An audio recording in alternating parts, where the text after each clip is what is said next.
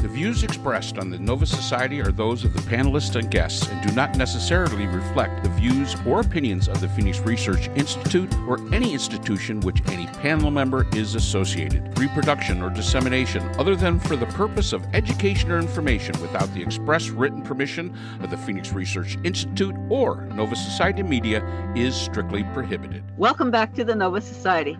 I'm your host, Dr. Brooklyn Ann Weldon, and I'm here with my panel, Dr. Scott Gershwer and Dr. Mark Bound. Today we will be answering listener emails, and we start off with Michael, who lives in Portland, Oregon. And Michael asks, Trump's tariffs are tanking the stock market. Oh, yes. I hear that Congress has the power to limit the president's tariff power. First, is this true? And second, what do you think would need to happen to get Congress off the fence and stop this economic disaster? Thank you, Michael. That is an excellent and a very timely question. And Scott, Mark, who would like to take this first? Well, I'll start with the first part of it. Yes, Congress can take it back.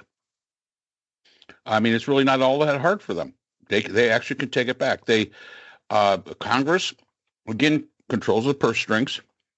And by law, they could just pass a real quick law that says that they have the power, that all tariffs have to basically come through them. Now, there was a version of that before, but they've kind of let it, I guess, sort of they've been kind of lax with it. But Congress does have the authority to be able to say to the president, hey, before you put on tariffs, just like you can't declare war, a president of the United States cannot declare war. And this is one thing I'm very surprised that no Democrat has ever come up with, because we're talking about a global trade war started by the President of the United States. What is the difference between that and declaring a fighting war? And I'm surprised some of these really smart lawyers haven't come up and made that point. War is not just shooting at each other sometimes. War can be economics. War can be all sorts of different things. And this is a trade war. So, yes, Congress can take back the power. And I'll let Scott take the second half if he wishes.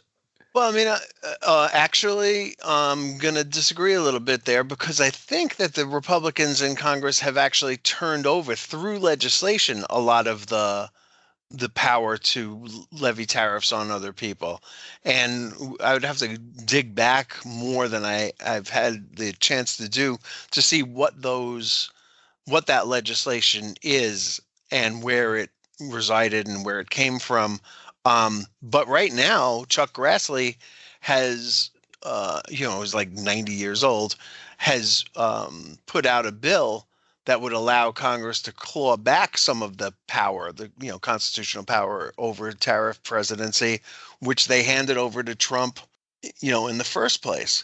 So Trump has said, he's going to veto the bill. John Thune has not said that he's even interested in bringing it up for a vote, and there's no way Mike Johnson would bring it up for a vote in the House. So apparently Congress does not have the power to stop Trump from putting these tariffs on. And I apologize to you that I haven't had a chance to look over the legislation that allowed them to do it, but it's not new. I mean, these are powers that apparently over decades have been sort of ceded to the president. Right. Rather than, so it's not just a Trump phenomenon. No. But Trump is the one who is taking the biggest advantage of it. And look, here's the other part of this. Trump said yesterday, was asked about this, and he said, you don't negotiate like I negotiate. So if Congress takes over negotiating, you're going to sell out America fast because you're going to get busted. And that any Republican who wants to go along with this is a rebel Republican who wants to grandstand and would face opposition from him and I guess the MAGA base. Yeah, that's quite correct, Scott. What I'm saying is that they can, but through legislation, take back this power, which is really the point that I was trying. That the Congress can do that. Yes, the president can veto, but if they've got enough numbers, the Congress can simply just, and as you said, Grassley's trying to claw back some of it, which who knows where it's going to go. But the fact is that the Congress does have the power to make a law pass it through, get a veto-proof number of members of the Congress, and basically stop the president from ever having anything to do with tariffs. They have that authority. So we'd have to see if that happened. But yeah, I mean, it's eroded. This is not a Trump phenomena. It has eroded over time. And right now, it's to the point where Congress basically doesn't have much of a say. But they could if they so chose. But they'd have to do something called work. They'd have to actually pass some things called legislation, and that legislation would have to become veto-proof because Trump's not going to like it. So yeah, I mean it would be a task, but it is something that Congress, if they wanted to do it, could do it. And to the second part of that question, I would say when the constituents get mad enough, and some of these congressmen that probably couldn't hold the job as dog catcher realize that their jobs are in jeopardy, that's when they're going to start acting. That's when they're going to start reacting to this, when it starts to jeopardize their position personally. However, if and I don't disagree, my question then to append to what Michael is asking is then the lawmakers are really caught because they've got Trump pounding them and Musk threatening to primary them on the one side and their constituents on the other side. And it seems very evident to me that Trump doesn't care at all what the American people think. And my other question would be, given how little Trump or his Department of Justice care about deportations and paying attention to what the federal judges, have said not to deport people, would Trump even listen to what Congress said? Yeah, I do think that's a fair question. But let's address, let me just speak to Michael from Portland for a second about what it's going to take to get the Republicans off their asses and realize that they really need to oppose these policies, these tariff policies, and this trade war is ridiculous. Over the last couple of days, something very strange has happened. The bond market has spoken, and very loudly.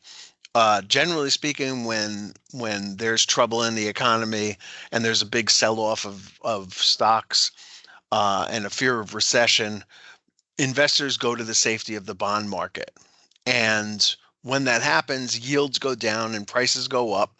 But over the last couple of days, and especially this morning, where there was a huge spike, I mean, an enormous spike, like somebody just sold off billions of dollars in treasury bonds, we're seeing that that the opposite of that has happened, and that the bond market is completely backwards. And I'm going to read a quote from The Economist in an article today.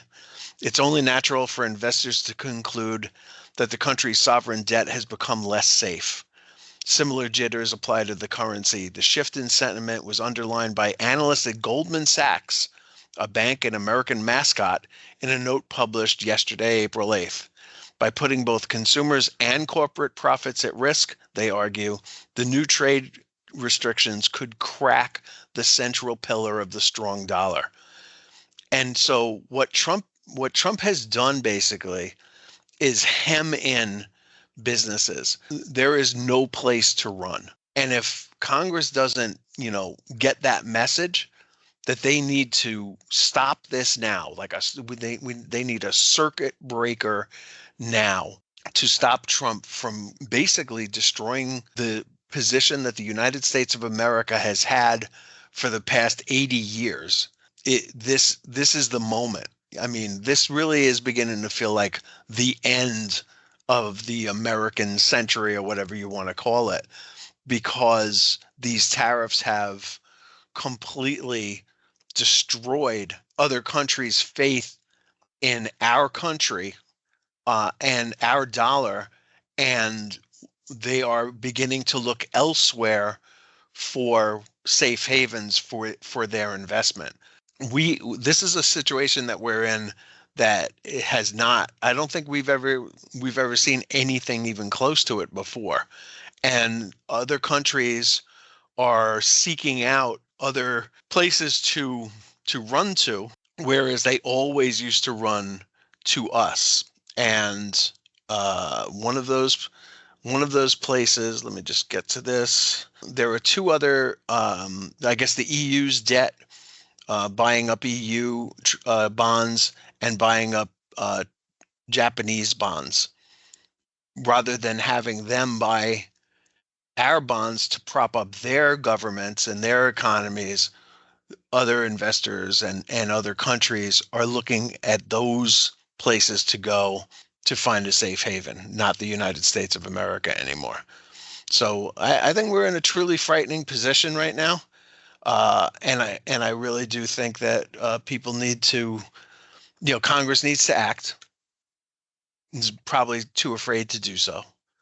I don't think the Fed has a solution for this, and I do think that we are in really big trouble. And the biggest question, of course, is why? For what? For what possible reason would we do this? Well, I think that Trump, given Trump's propensity to transfer, what he does, he accuses others of doing. He keeps saying that they hate America. They hate America. I think that the only conclusion I can come up with is that he hates the United States for whatever reason. I don't know. I note that Howard Luttig, all his employees and his brother were killed in the September 11th, 2001 attacks. And apparently he seems to think that George W. Bush was responsible, not the Saudis. He owns many companies that hold U.S. bonds. And while he lost money in the stock market, he was making money with U.S. bonds. So now apparently he would have lost money then if people are selling off bonds. Scott, do you think then that the Republicans will do something about this? I'm really doubtful that they will. I agree that they absolutely must and they should, but that doesn't mean that they're going to. I have very little faith in our legislators on both parties, but especially the Republicans, who have proven themselves to be very compliant. Let me just say, just to give an example of the complacency that we see, from other people, everyone basically, right? Because I have a friend, I've talked about on this cast before, who says, we can't keep letting people take advantage of us. And that's what Trump is fighting against. And so I've been dying to find out what the actual numbers are. This morning, Fox had a display up and it showed the tariffs that other countries have put on us on a chart, and then above what the U.S. tariffs against them are going to be. And it goes something like this. China, 67%. Right? They're claiming that China puts a 67% tariff on U.S. goods. The EU, 39%. Vietnam, 90%. Japan, 46%. Here are the actual numbers, okay? The actual numbers are that the United States has an average tariff of 2.2%. The EU has an average tariff of 2.7%. Japan, 1.9%. China, 3%. Canada, 3.4%. Now, there are some countries out there that are poorer countries than we are that have higher rates and tariffs. And again, tariffs generally aren't levied against a country, they're levied against an industry you want to protect. Okay, so India has a pretty high average tariff rate of 12%. That's outrageously high. And there have been carve-outs and things like that India has granted some very key industries that they cannot provide themselves. Mexico's is 3.9%. That's a little high, and Vietnam is 5.1%. That's pretty high. But they're not the 67% and 45% and 90% and stuff like that Trump has claimed. So he's making these exaggerated claims, and nobody has called him out on it. Nobody has said, you know what, Trump, those numbers are ridiculous. We've had people say, hey, we understand that these are not actually tariffs that you're doing. You're talking about trade deficits and trade surpluses. And if you're angry about that, I'm angry that I have to go to Stop and Shop and buy stuff, and they never buy a goddamn thing for me. That's basically what they're saying.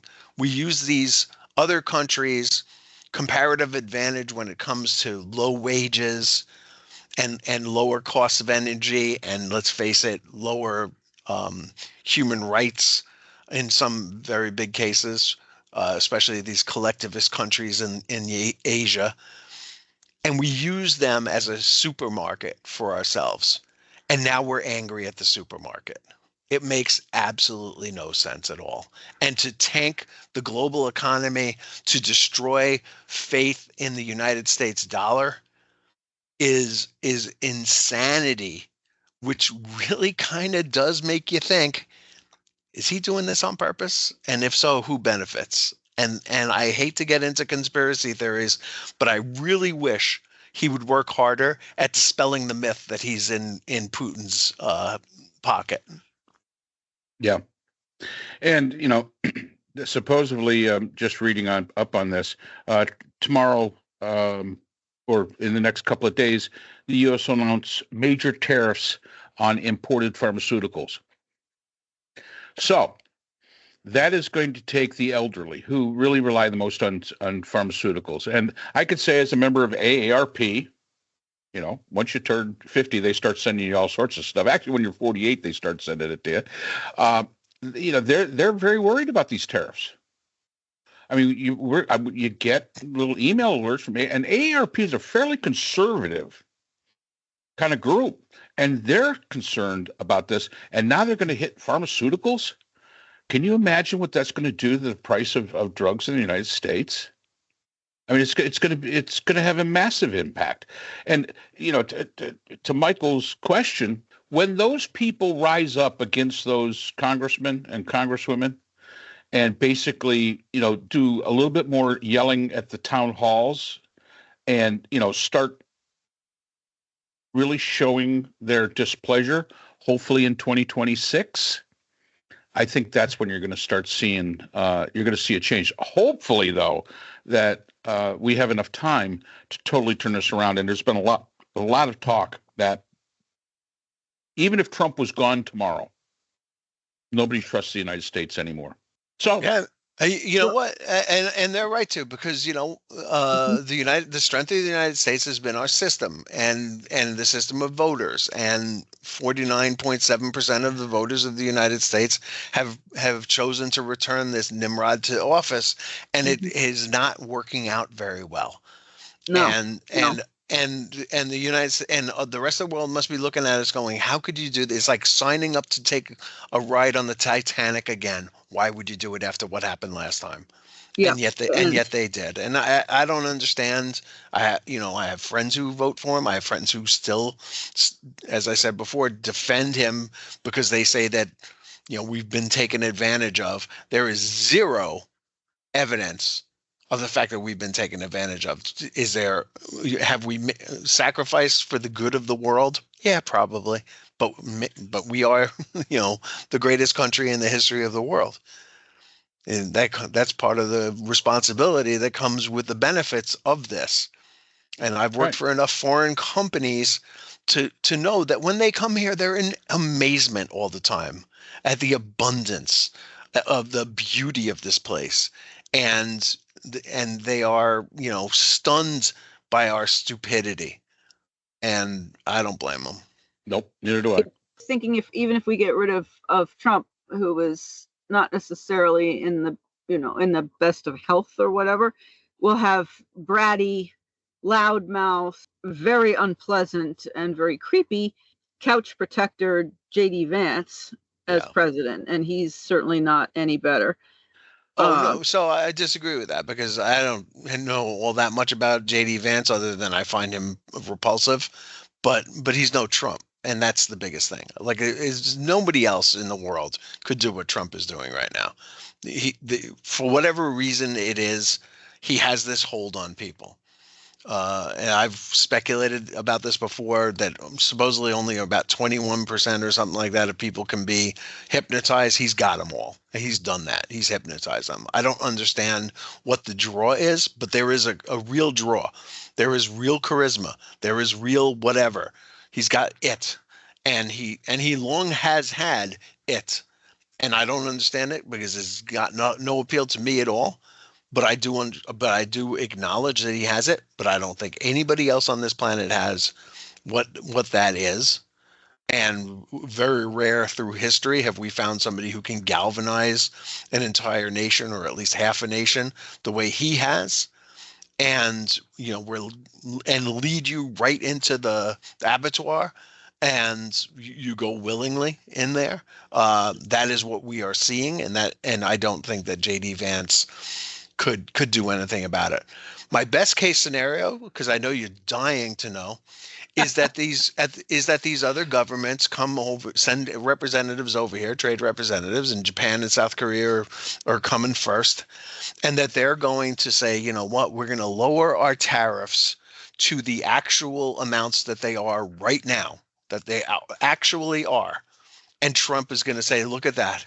I got them to come down from 67% to 2.5%. What a victory for me. And he walks around crowing and taking bows and doing that stupid dance that he does. And that the idiots out there say, yes, Trump was really effective at knocking down the rate from the EU from 39% to 2.7%. And what a masterful performance that was. And that is the best case scenario, that we end up exactly where we were before all this started. And his exaggerations have paid off for him personally, and he gets to take a victory lap. Yep, he is the Pied Piper of stupid, plain and simple.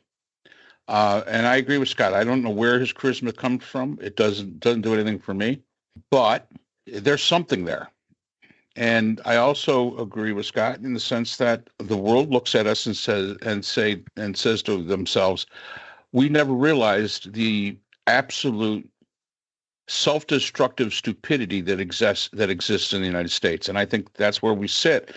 Now the only question is and we said this before. Scott said this before. Nobody's coming to rescue us. We got to do it ourselves. And I almost wish you stopped saying that. I know I was the one who said it first, but I know. I mean, I think because we need somebody to come rescue us. It is nobody's coming to rescue us. No one is. My concern is that when people start protesting, Trump is going to say, "Oh, national emergency, martial law." Yeah, supposedly on April 20th. Then we'll have what Glenn Kirshner, when we had him on the program, forecasted, which is military in the streets. And Glenn said he thought it would be this year that we saw that. Well, we'll see. Yeah, we'll see. So, Michael, I hope we answered your question, Michael. Thank you for spending some time with us on the Nova Society. Stay safe, and we'll see you again next time. The Nova Society is a production of Nova Society Media, a division of the Phoenix Research Institute. We'd like to thank our production partners, Buzzsprout, who hosts the Nova Society, Audacity, our editing partners, Apple iTunes, the largest source of podcasts and music on the internet, Spotify, the most popular platform for the Nova Society, and iHeartRadio, your source for all things music and podcasting. The Nova Society is available on all of these and other quality platforms listed in our description. We'd also like to thank all of our listeners. Without your support, the Nova Society would not be possible.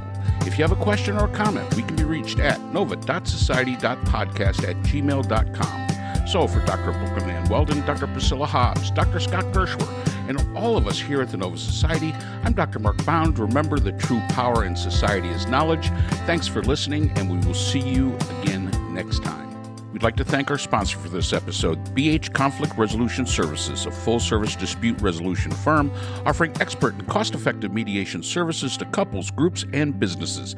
BHCRS can be reached at www.bhcrs.com.